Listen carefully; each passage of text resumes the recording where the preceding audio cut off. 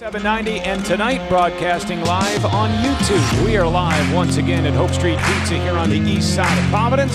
Here for the next 60 minutes talking Brown Bears basketball. A little bit later on in the show, we'll be joined by a pair of all-Ivy players for the Brown Bears. Tamanang Cho, sophomore forward, and Obi Akoli, senior guard, who also, by the way, was named the Ivy League's Defensive Player of the Year. We'll also be joined in our final segment by Bears Associate Head Coach TJ Sorrentine. And first things first, let me tell you that our opening segment of the Mike Martin Show is brought to you by the Brown University Sports Foundation. Through your donations and the work of our volunteers, the Brown Sports Foundation is committed to providing funding and support to Brown Athletics to enhance the student-athlete experience. Thank you for your generosity and service to Brown Athletics. Scott Cardisci with you here at Hope Street Pizza. Happy to be joined by my color analyst for Brown University basketball, Russ Tyler. Russ, how you doing? I'm great, Scott. Great to be here. It's lots going on. Lots of great stuff with Brown basketball. Absolutely. I know the Bears will not be playing, unfortunately, in that Ivy League tournament this weekend in New Haven, but their season is not over. Many of you who are fans of the program may have seen an announcement come out earlier today on brownbears.com and on social media. The Brown Bears will be playing postseason basketball.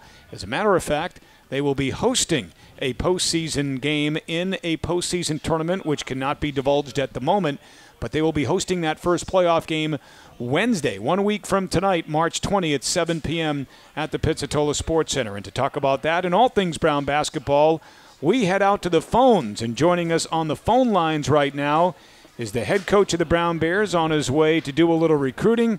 He's also the newly crowned Ivy League Coach of the Year. Mike Martin is with us. Coach, how are you tonight? And congratulations, Mike. Scott, Russ, I'm doing well. I've got my hands-free in my phone in my car because I'm driving. Is the sound quality okay? The sound quality is fantastic, Coach, and we thank you for being a responsible driver. Very safe, Mike. I'm not surprised. Coach, congratulations. Well, thanks. I'm glad to be able to. Thank you, Scott. Thanks, Russ. Yeah, obviously, it's humbling to be recognized in this way, but it's obviously all these awards, guys, in my opinion, are team awards. I've got a great coaching staff. I'm really fortunate to coach at Brown with some incredible student athletes, and if they weren't so coachable and they didn't try to do everything we asked of them, then we wouldn't have been able to have the season we had. So obviously we're hoping to continue to build and do bigger and better things in the future, but I am proud of the season that our young men had, and I'm happy that the coaches in the league recognize how hard these guys worked, and really happy for OB&C. Well, Russ, you and I know what a great coach Coach Martin is and has been in his 7 years back at his alma mater. I thought it was great to see his colleagues in the Ivy League recognize him as such, and I cannot remember an instance where a coach of a team that either didn't win the league or probably finished second didn't win this award. Yeah. So for Coach Martin to garner the votes that he did from his colleagues tells you a lot about how they feel about him. Scott, absolutely right. It's called RESPECT, and he's had great respect from the Ivy League coaches throughout his tenure, but obviously recognized this year for the job he did with this particular team. Mike, how about your comments on Tamanang Cho and Obi Akoli, both named All-Ivy players, second-team All-Ivy, and for Obi Akoli named the Ivy League's Defensive Player of the Year. Again, very well-deserved. Well, I'll start with Tamanang. The progress he's made from his beginning of his freshman year to now is really outstanding. He's just such a driven, motivated young man who's hungry, and he wants more, and he's determined to continue to get better. I'm so excited to see what he does these next 2 years. But I'm proud of him, and I'm happy for him that he was recognized as a second-team All-Ivy player. Obi, you know what? I mean, he's been everything to our program, and he's been an unbelievable leader for us. He was a guy we really couldn't take off the court this year, obviously for his incredible defensive performance, but also, we asked a lot of him at the other end of the court, too, offensively. So we talked about it all year long, whether it was Matt Morgan or Bryce Aiken or Mie Aoni or Miles Stevens. All four of those guys were first-team All-League. And Obi, I'll tell you what, more than held his own and then some in those matchups. And he made those guys, their 40 minutes or their 80 minutes against us pretty miserable because of how good he was defensively. Yeah, so Mike, Obi, Okoli, and T. Cho obviously had great years and tremendous recognition and so forth, but they're going to be able to continue to display their talents with a tournament in your first game in that tournament, whatever it happens to be, is next Wednesday night here at Brown. So that's also great news.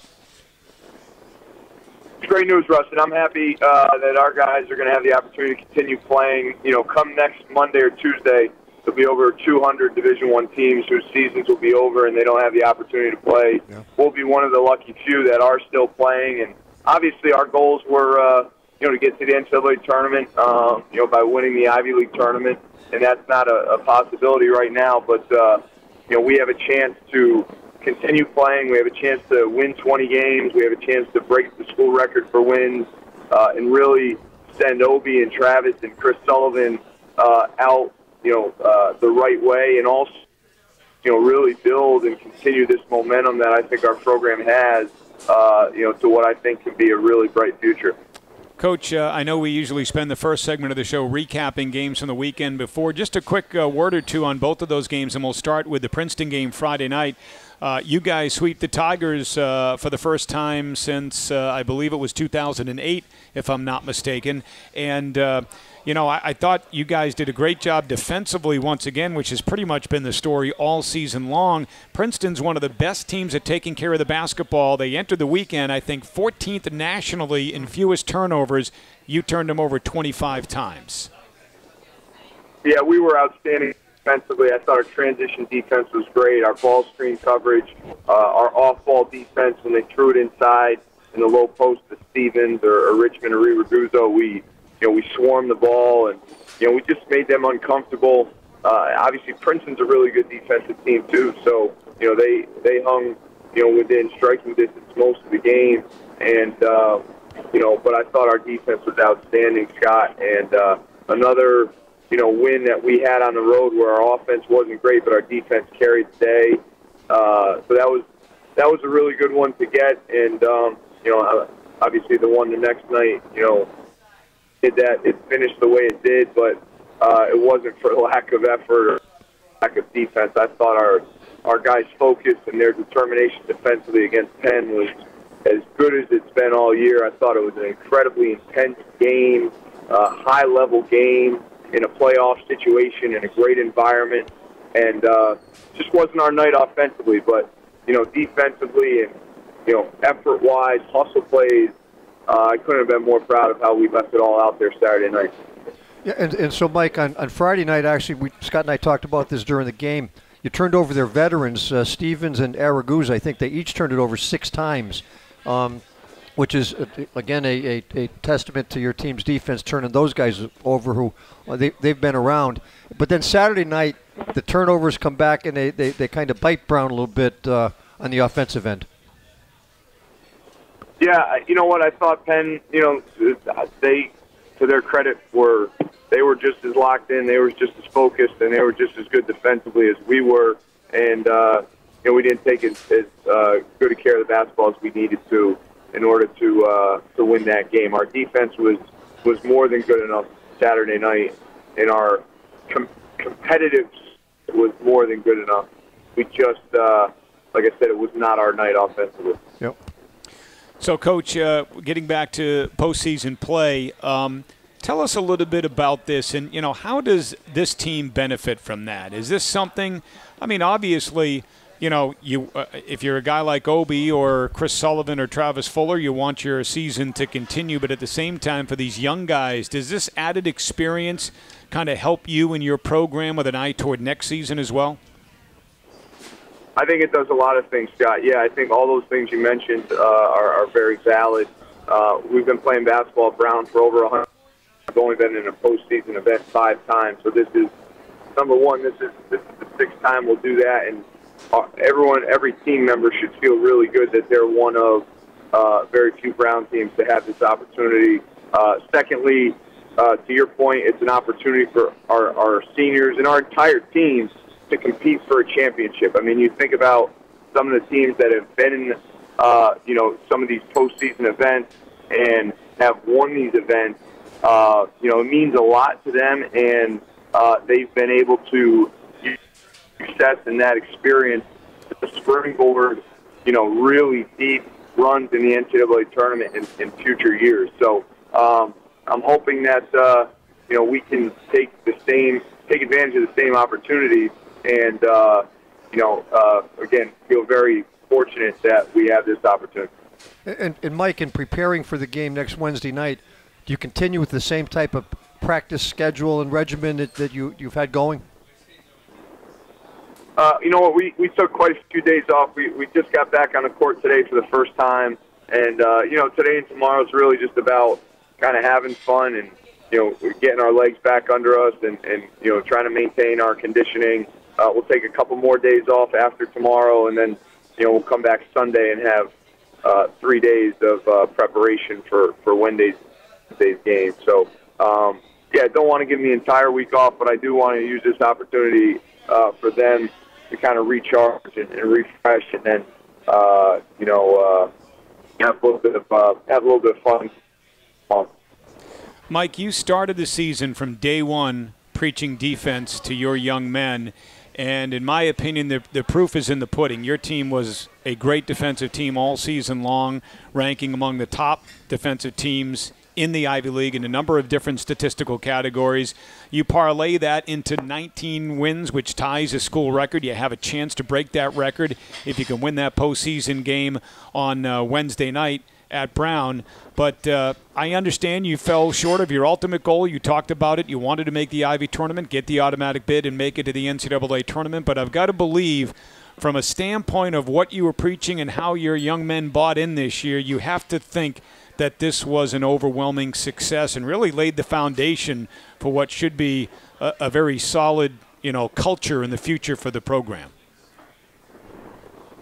Yeah, I feel great about the program and the progress we've made. We went from 11 wins last year to 19, and 4 in the league play last year to 7 this year, and what was a really strong league. I mean, the top 12 league nationally, a stronger league this year than it was last year. I'm really pleased with the defensive improvement we made. We were pretty much a top 50 all year nationally out of 353 Division I teams. We ranked in the top 50 as far as overall adjusted defensive efficiency. So pleased with that. That was something we had talked about from day one.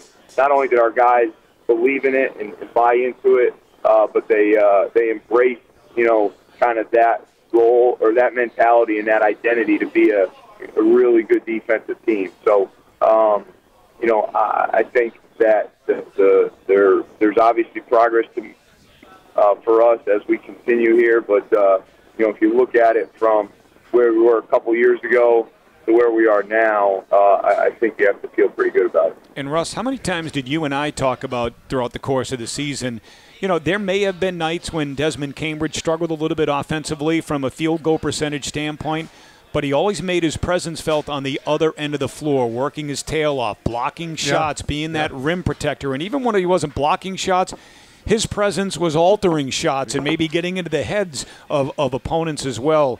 I really think that's an underrated part of Desmond's game. No, I agree, Scott. And Mike, he plays on the offensive end, and we've said it a lot, with a joy for the game. He does it on the defensive end, I think, as well. He really hustles. He loves helping out. He loves getting into the lane and blocking shots. But he gives tremendous defensive performance also, Mike. Yeah, I think he's had a lot of credit. I think Obi led the way with his role as our defensive stopper. But when you think about our entire team, everybody contributed to help us become the defense that we were. Desmond certainly blocked the shots, protecting the rim, and being the defensive rebounder that he was. And Zach and Brandon with their on-ball defense, and their willingness to step in and take charges and be in the right position. David Mitchell, Josh Chris Sullivan. You know, everybody on our team contributed to us, making that leap forward defensively. So it was something that we knew we had to improve upon, and I'm pleased that we were able to not just say we wanted to do it, but we were able to actually improve. And obviously, as a reason, we won a lot of the games, throughout the year, especially in league play, especially on the road with below average offensive night. That's what they able to carry us. And Coach, just kind of wrapping things up, we haven't had a chance to talk to you about the All-Ivy teams.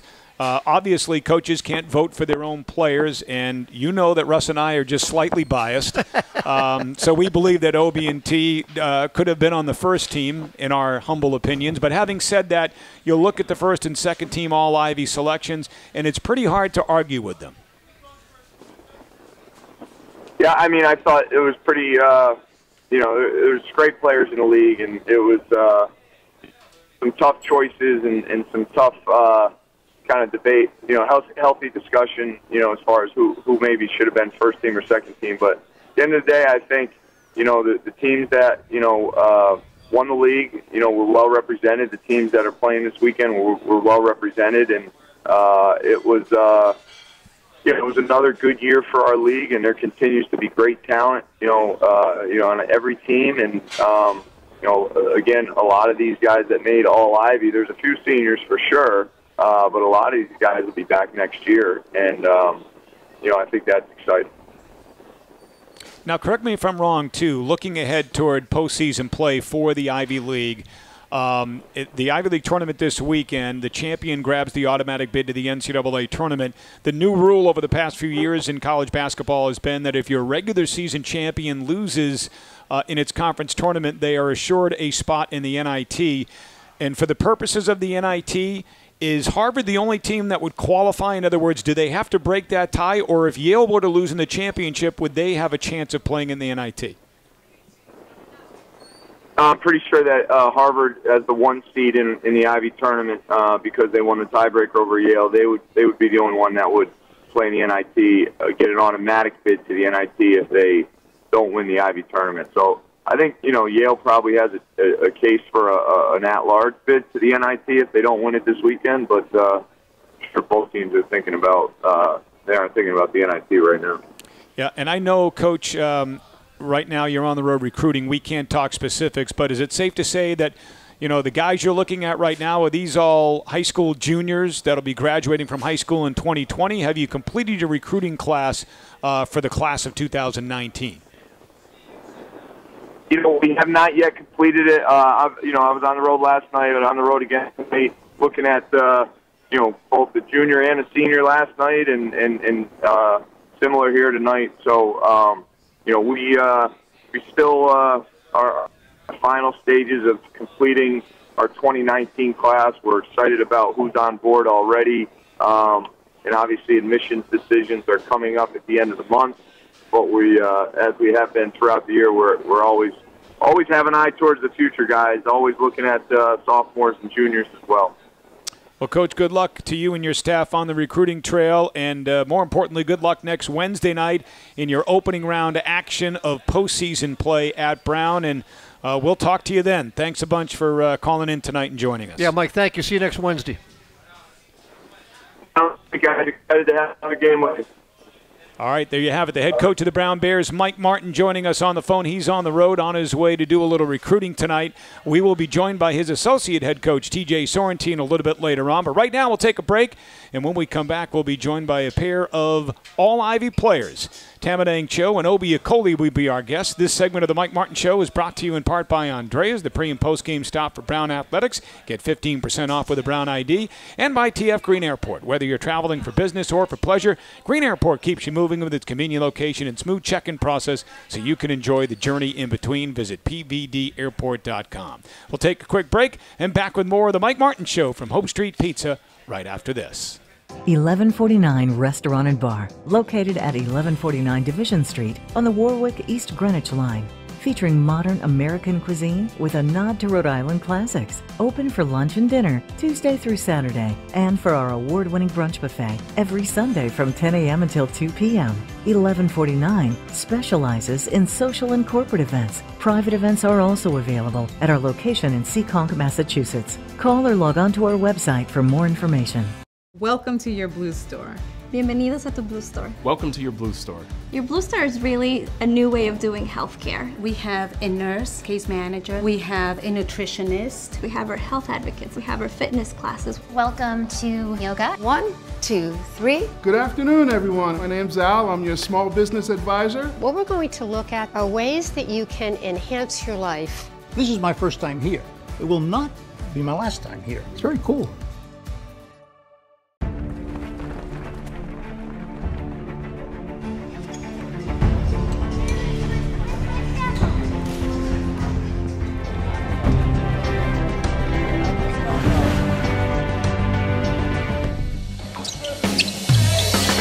The drive, shot, score!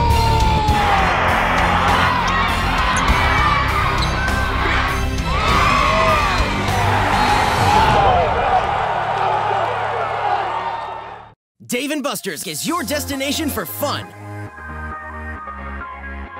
Eat delicious chef-crafted food. Try sizzling favorites and new creations from our talented chefs. Drink the coolest cocktail creations. Play the hottest new games to win awesome prizes. And watch all the games in the best sports bar ever. Only at Dave & Buster's. I just have a really clear vision on how I think physical therapy should be delivered. The mission for Elite Physical Therapy is for patients with pain or ailments to come in and get a piece of their life back. What I take great pride in is having a team of individuals that I know listen. Because if we listen, patients will tell us exactly what's wrong. I want patients to say that they came in with some sort of trouble and that by the time they left, they forgot what their pain was like. Elite stands for something that is above the normal. It's above even the best. It's elite. Life. It's not measured by the breaths we take, but by the moments that take our breath away. Life is the unlimited possibilities all around us. It's the interesting people we meet, the epic places we see, the incredible memories we create. Life is always going on. All you have to do is choose to live it. Full of life. Mohegan Sun.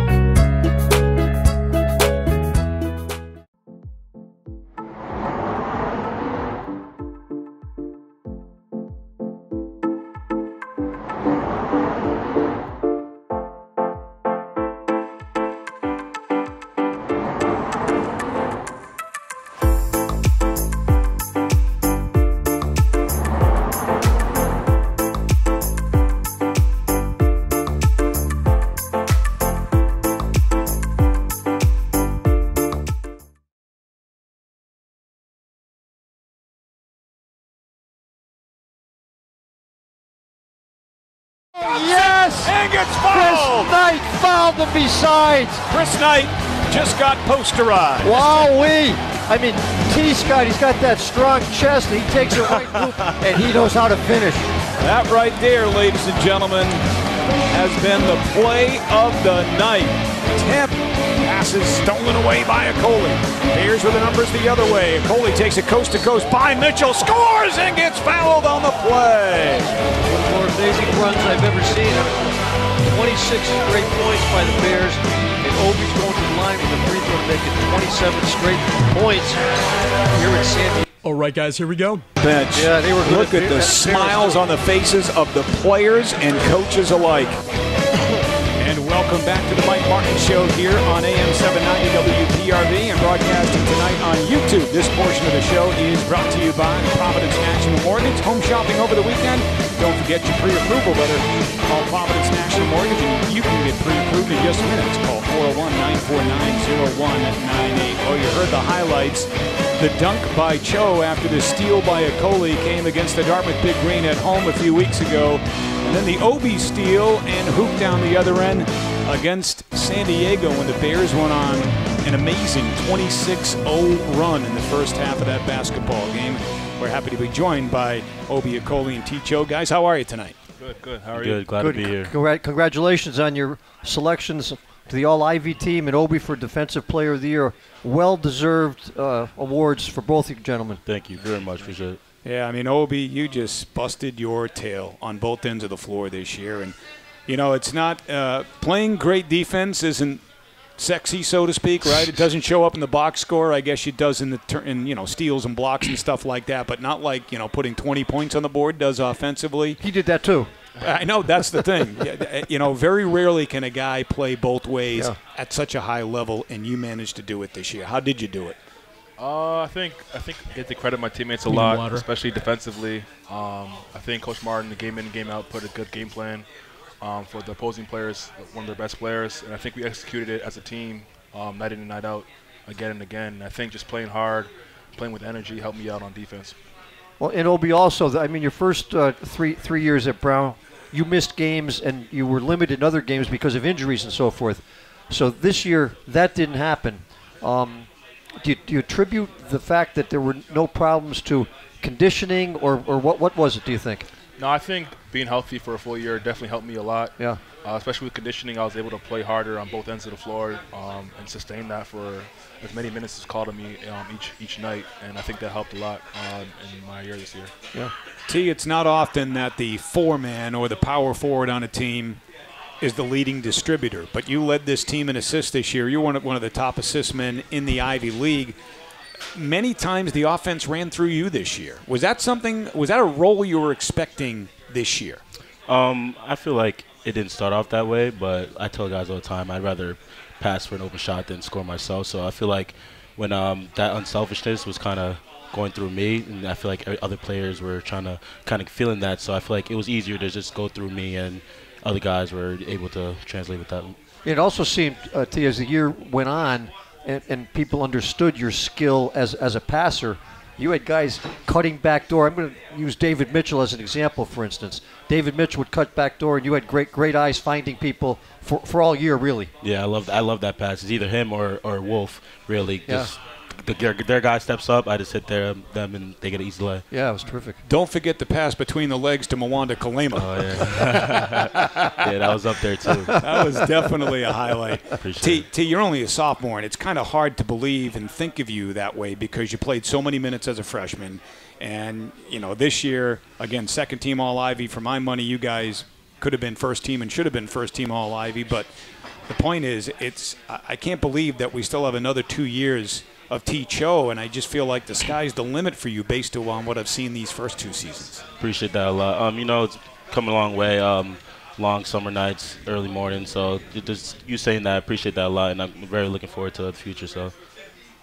Yeah, and Obi, while we pay tribute to your defensive capabilities, your offense improved quite a bit from last year too. You shot 49% from the field, 45% from three. Last year, 26 from three and 42% from the floor.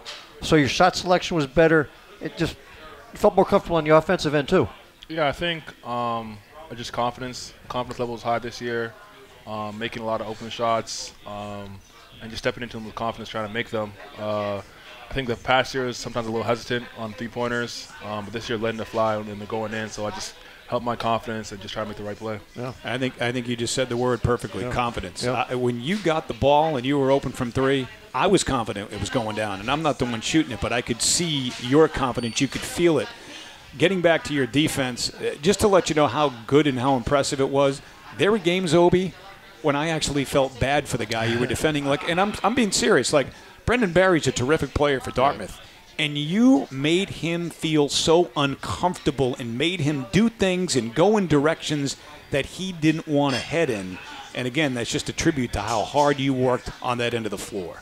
Yeah, no, I think you said it best. I feel like just playing hard and playing with a lot of energy and just trying to make him feel comfortable, keep him at rhythm for the whole game really helped me. And then obviously Coach Martin put in a great game plan where we wanted to chase him off all handoffs, all pin downs. In ball screens, we wanted to crowd him, trap him a bit, get the ball out of his hands. So I think that helped in a couple of games versus Brandon Berry, Matt Morgan, a couple of guys like that who are really good shooters. We just try to chase them off and get the ball out of their hands. And Scott, we talked all year about how multi-talented both these guys are. Very comfortable bringing the ball up the floor. Both of you, T on the break. I mean, you would just grab the ball off the board and immediately head down the floor, and we had advantages many, many times. Yeah, I talked to Coach about that in the summer, and he kind of let me know that once I get the rebound, I'd be able to push the break, and guys can run with me. Because, you know, like we said earlier, I'd look for the open guy before anything. So that was definitely something we try to use to our advantage as a team this year. Yeah, and you would beat your man. You get the rebound, boom, you already got your man beat. Yeah, yeah. Obi, how about you? I know it had to be a special night for you in that final home game on senior night. You break 1,000 points for your career, and you do it in front of your family. Yeah, no, that was definitely a special moment for me. Just to have my whole family come out there for the first time being together. Because when I was playing my freshman year, my brother was still playing, and then he moved to LA after that. And he hasn't been back to another game, and so having my whole family there at once to see that moment was special for me. T, tell us where you guys are right now from a mental standpoint. I understand that you missed out on your ultimate goal, right? Getting to the Ivy tournament and winning that automatic bid and getting to the NCAAs. So obviously there's that initial disappointment coming home from Penn. But where are you guys at right now in terms of your heads, knowing that there's postseason basketball on the horizon, a home game coming up a week from tonight, knowing that you have a chance to set a school record with wins? Where are you guys mentally right now? I think we're all, once you get the chance to play basketball in the postseason, you know, you take that advantage of it. I think Coach said, like, there's only 200 teams left or whatever after this weekend who can play in the postseason like that. Or so we keep that in mind, and we know that this is a blessing, and like it can be taken away from us like that. So I think we're all looking forward to the tournament and playing well and actually winning it. Yeah, no, just what T said. I mean, for me as a senior, I mean, the 4 years go by really fast, and anytime you have an opportunity to keep playing, I think you want to take advantage of that, and I'm looking forward to it. And Obi, obviously, you just said the 4 years go by really fast, and there's people in this room that understand how fast that 4 years go by, and a lot of other years too, Scott. Right? But what's in your future? I know in our future, right off the bat, for the Brown Bears is playing in that postseason tournament, whatever it happens to be, and winning it, as T said. And then I don't want to jump ahead to June and afterwards. Do you have any thoughts? I mean, I've been going back and forth with playing overseas or just working. I'm not too sure yet. I mean, we'll talk to the coaches about it. And we want to see you play overseas. Yeah, Scott and I. Yeah. Right? So a lot of people do, but we'll see. We'll see. Me too. I'm in there. I want to see him play. Yeah. Well, what did your brother do when he got out of Harvard? Well, he went to work in LA. So he went to work immediately. Yeah, he went to work immediately. He worked at Disney, so he's having fun there. Yeah. And so you're still kind of undecided. Have you talked to any of your former teammates, like Spieth or any of those guys, just to see what the experience is like? I mean, Coach Martin is another guy that had that experience. Yeah. No, I talked to Coach Martin, Coach TJ, and then obviously I still talk to Cedric literally every year since he's been graduated. We still talk pretty much every day. So no, I've gotten a lot of feedback of people's experiences playing overseas, and maybe something I want to do. Funny he brings up Cedric. So Cedric was a two-time Defensive Player of the Year in the Ivy League. And I think this is a relatively new award. They've had it for maybe like a few 5 to 10 years, and not a lot. So I think Brown's kind of cornering the market. Yeah, no, absolutely. Yeah. And Cedric being a post guy, blocking shots, and Obi doing it in a whole different style, harassing people. Yeah, one night, Obi, I forget who you were playing, but I started crying. I felt so bad for the guy. Can you talk about that emphasis on defense this year? Because I think it was a little different, right, in your previous 3 years. I mean, we were probably more known for our offensive execution and production than we were for the defensive end of the floor. But Coach seemed to emphasize defense from day one, and I really feel like it paid dividends for you guys. Yeah, no, most definitely. My 3 years prior to this year were mainly offensive oriented. We had really good offensive players too. Stephen Spieth, Tavon Blackman, Cedric. Even Norm was a really good shooter. So we always had success on offense. But this year, in like one of our first team meetings, he emphasized defense being a priority for us, and also showing all the Ivy League champions were great defensive teams. And that was emphasis for us because that was one of our main goals. So I think everyone bought into that to that preaching, or how do you say it? Yeah. But I think everyone bought into it, and we did that all year. And I think we were one of the best defensive teams in Ivy League. And T, obviously you contribute very heavily to that as well because you're a terrific on-ball defender, but your health defense is terrific as well. I appreciate that. Well, it's just the way we play defense. You know, we can rely on each other to help each other out, and if I help, someone's got my back, and they're so on and therefore. So, like Obi said, like Coach emphasized defense from the fall, and it's nice that it was emphasized so much this year, and where it can go following years, and as I get to be a junior and senior, and it only gets better from there. I don't know if you heard us talking to Coach Martin in the first segment, but one of the things we mentioned was Desmond, right? I think when people think of Des, the average fan thinks of offense, right? And Des, scoring 30. But to me, I thought he really made his mark on the defensive end this year, blocking shots, altering shots, rebounding. I mean, I think it's an underrated part of his game. Let's put it that way, because when you think of Des, you think of offense, but he can defend. No, for sure. He definitely had our backs a lot, obviously, on these blocks. He's just like an energy guy, get the blocks, runs the court, catches alley-oops. And another underrated thing is his passing, too. I feel like people overlook that as well. Yeah, and also on the defensive end, you got Zach Hunsaker taking charges, and Brandon and Chris Sullivan when he comes in, just getting in front of people and giving their bodies up for the team. I mean, you just got a great defensive concept team-wise.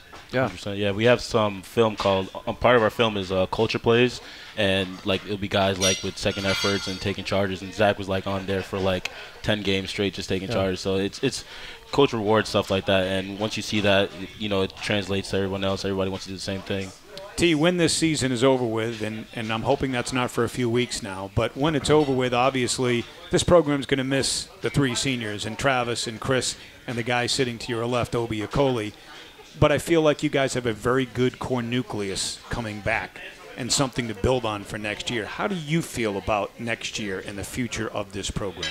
I'm definitely excited for it. I'm trying not to get ahead of myself, obviously, because the season's technically not over yet. But I feel like guys, they want to work hard. We know how good we can be. Obviously, the season didn't go as well as we wanted it to be. But we have guys who are heads in the right spot. They love the game of basketball. So once you have guys like that and Coach Mike leading us, it can take us to great places. So, Obi, the same question to you, and that is how do you feel about this team and how they're situated for next year and beyond? And I guess the second part of that question is who's going to fill your shoes? Who's going to be our unbelievable on-ball defender guarding that top wing scorer for the opposition? No, I'm excited to see how this team continues to grow on both sides of the floor. And I think me leaving will give another opportunity to somebody to step in and play those minutes and play the heart out on both ends of the floor, and we'll see who steps up. Now, Russ, a guy that you and I have been impressed with defensively this year, coming off the bench, freshman David Mitchell. Yes, I like to hear. David Mitchell. Yeah, and just as an example of his rebounding, his activity, I don't know if he had 8 or 9 at Penn, but he's really busy out there and plays really hard, gentlemen, huh? Yeah, I played with him on high school. I played against him actually in high school and with him in high school. Yeah. And on our AAU team, the Mass Rivals, he was known for being the best defender. And we had guys who went high major like Virginia Tech, PC. So we gave him that credit because that's the guy he was. And even playing against him, like he would be blocking down our best guys. So he's definitely that guy who can maybe one day win Defensive Player of the Year in the Ivy League. And also, like you two gentlemen, he plays with a little edge to his game. A positive edge, if you know what I mean. For sure. Yeah, very competitive. And you know what? I'm very confident that he will work on, improve on the offensive end of the floor. I mean, that, he knows, right, that's an area that I need improvement on. And I think his shot is better than maybe what the numbers indicated this year, but I'm confident we're going to see this young man mature on both ends of the floor in the next 3 years. 100%, I agree with you. He's just a freshman too, coming in. You don't know what to expect, so it's definitely good to get this year on his belt so he can kind of step back in the summer and see where he needs to improve. See, the one thing you can't teach is this, right? What's inside the chest, and you guys both have it, and he's another guy that just has it, and that's what you need to win, I think. Guys that have it inside the chest. Yeah, and gentlemen, among the honors your fellow teammates are receiving this week, Zach Hunsaker, Academic All-American. Pretty impressive. Yeah, no, very impressive. I didn't know he was gonna get that award. I never saw it. When I saw it, though, I was really proud of Zach, and we were all proud of Zach. And I mean, he's a perfect example of a student athlete. Yeah, 4.0. Yeah, but oh my God. I'm not even surprised, really. Zach worked so hard on both on the court and off the court. So good for him. Happy for him. And like Russ said, he's one of those guys that isn't afraid to take a charge. I don't know if you guys chart that. I'm curious, like who leads the teams? Yeah, they chart. It got to be Zach. Yeah, probably. Yeah. I think it's Hunsaker. Probably.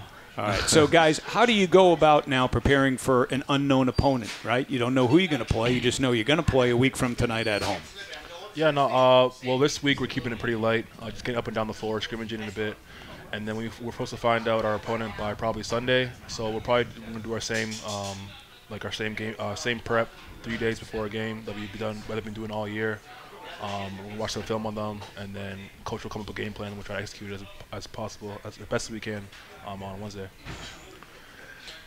Yeah, just focusing on ourselves, focusing on our offense, our defensive schemes, and just making sure what we're doing is right before focusing on other people. All right, so you guys have a pick for the Ivy Tournament. Who you think is going to win this thing this weekend? I mean, I would think you'd favor Yale because they're at home, but I don't know. I don't have a pick. Yeah, me neither. If it's not Brown, you don't care who wins, right? Could care less. I don't blame you. Guys, congratulations on being named All-Ivy Obie Defensive Player of the Year, and thanks for joining us, and we look forward to seeing you guys back out on the court next Wednesday. Yeah, thanks, gentlemen. All right, Tamanang Cho, Obie Akoli, our guests here on the Mike Martin Show, and this portion of the show brought to you by the new Hilton Garden Inn Providence, the only waterfront hotel in the city, featuring complimentary parking and a 12-passenger shuttle to and from Brown and downtown. Make your reservation today. And by Tropical Smoothie Cafe. Order ahead, skip the line, earn rewards with the Tropical Smoothie Cafe Rewards app. Eat better, feel better. We'll take a break, back with more of the Mike Martin Show and Associate Head Coach TJ Sorrentine right after this. I just have a really clear vision on how I think physical therapy should be delivered. The mission for Elite Physical Therapy is for patients with pain or ailments to come in and get a piece of their life back. What I take great pride in is having a team of individuals that I know listen. Because if we listen, patients will tell us exactly what's wrong. I want patients to say that they came in with some sort of trouble and that by the time they left, they forgot what their pain was like. Elite stands for something that is above the normal. It's above even the best. It's elite.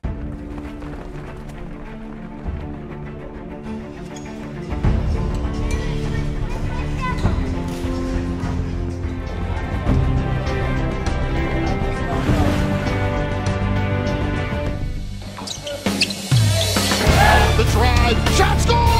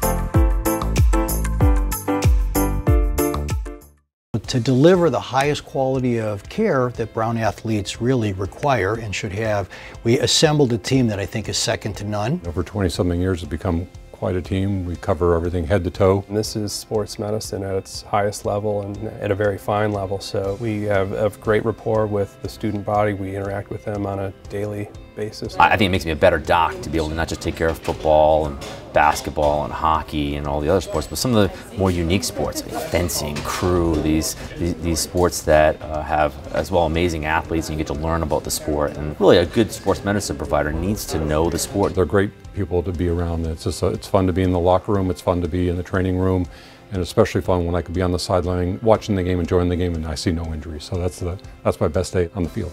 It's kind of like a shot of adrenaline. You know, you leave here and you're like, wow, I'm surrounded by these really great, appreciative, nice, successful kids. Now, how could you not go home at night and say, that's a pretty good day? 1149 Restaurant and Bar, located at 1149 Division Street on the Warwick East Greenwich Line. featuring modern American cuisine with a nod to Rhode Island classics. Open for lunch and dinner Tuesday through Saturday, and for our award-winning brunch buffet every Sunday from 10 a.m. until 2 p.m. 1149 specializes in social and corporate events. Private events are also available at our location in Seekonk, Massachusetts. Call or log on to our website for more information. Welcome to your Blue Store. Bienvenidos a tu Blue Store. Welcome to your Blue Store. Your Blue Store is really a new way of doing healthcare. We have a nurse, case manager. We have a nutritionist. We have our health advocates. We have our fitness classes. Welcome to yoga. 1, 2, 3. Good afternoon, everyone. My name's Al. I'm your small business advisor. What we're going to look at are ways that you can enhance your life. This is my first time here. It will not be my last time here. It's very cool.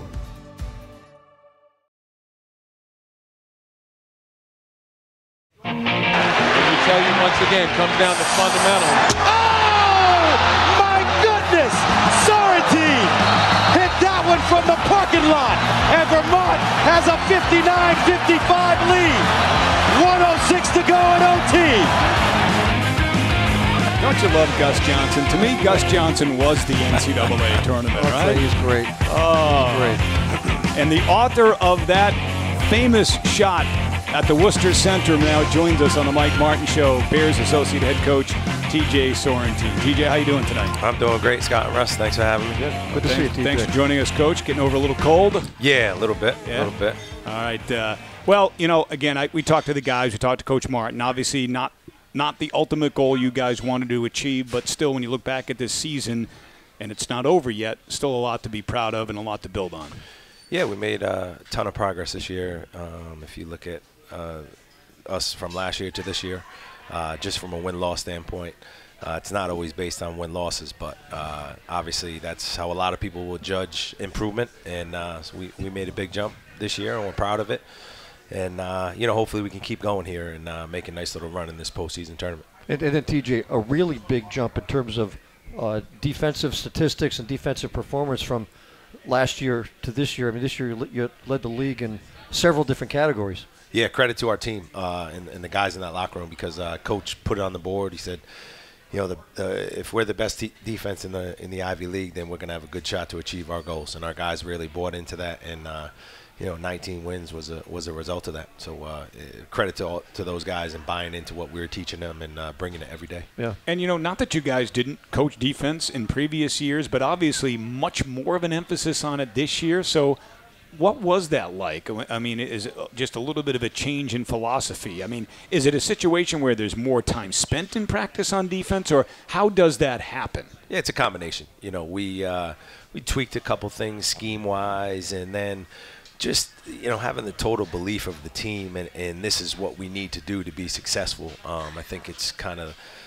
the first year that we've really taken on that mentality that we're going to win games with defense rather than, you know, we're pretty talented offensively and we can win with our offense. You know, if we just get a couple stops, it was like we're going to string stops together, and it doesn't matter how good our offense is or how bad it is any particular night. We're going to hang our hat on the defensive end. And again, it just goes back to, I think our senior leaders kind of set the tone. Obviously, Obi getting Defensive Player of the Year. It all starts with him. And a lot of times that your best defensive teams have a guy that kind of leads you to the promised land, and he definitely led us this year. And TJ, the Bears had terrific success with the 19 wins, and the season isn't over. So other goals to accomplish: get 20, set the school record for wins, you know, play in a postseason tournament, and then maybe go on from there. Yeah, absolutely. You know, Coach. And I can't speak on the tournament we're in, but some of the teams in the past 6 years that have won this tournament have gone on to the Final Four, to Sweet 16s. So we kind of outlined that to our guys. And, you know, it's some pretty impressive teams that have won this tournament. And it's something that we hope we can do because, you know, we do like our group coming back next year. And this is always something to build on. You know, we're building. We're continuing to build. Yeah. And this is just another step in building. You know, obviously, huge shoes to fill with Obi, right? You lose the Defensive Player of the Year, second-team All-Ivy, great player on both ends of the floor. But you return 4 of 5 starters, too. So that's the good news for looking ahead toward next year. Yeah, well, Tammany Cho, who was just on, he told me he was going to take over for Obi next year, and he was going to keep that award in the Brown Bear family. So I look for him to take over right where Obi left off, and I think our defense will continue to improve, especially with him taking on that mantra for sure. Yeah, and of course, both these gentlemen, second team All-Ivy, and Obi's the Defensive Player of the Year, and Mike is Ivy League Coach of the Year. Zach Hunsaker, Academic All-American, and Desmond Cambridge just today or yesterday was named to the U.S. Basketball Writers Association All-District 1 team as well. So a lot of honors to a lot of your team. Yeah, we always say when you win, yeah, those type of things come. Yeah.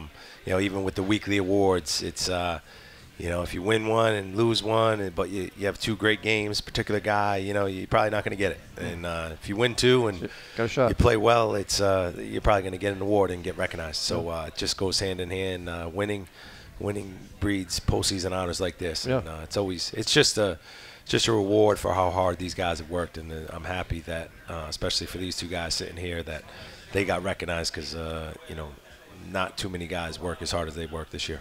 TJ, you've been coaching in this league for now 11 years, is that correct? 10. 10 years? Yeah. And look at how much improved and how good this league is. You look at their RPI, and you look at what the Ivy League does out of conference, and you just look at the talent from top to bottom in this league. It has really, really become very competitive. Yeah, I think it's credit to the coaches. Just kind of broadening the landscape and recruiting not just the best students, the best student athletes in the country. I think Tommy Amica is a credit to that. He kind of got the ball rolling a lot. When I first got into the league, he started bringing in higher rated, quote unquote, guys, and then everybody else kind of followed suit. It's hard work. Recruiting is really hard, like coaches on the road tonight. He's not resting on his laurels that he got Coach of the Year. He's right on the road, and that's why he is who he is. That's why he was Coach of the Year this year, because he's one of the hardest working guys in show business. And, it's just a credit to him and a lot of the coaches in the league at the level of play in this league.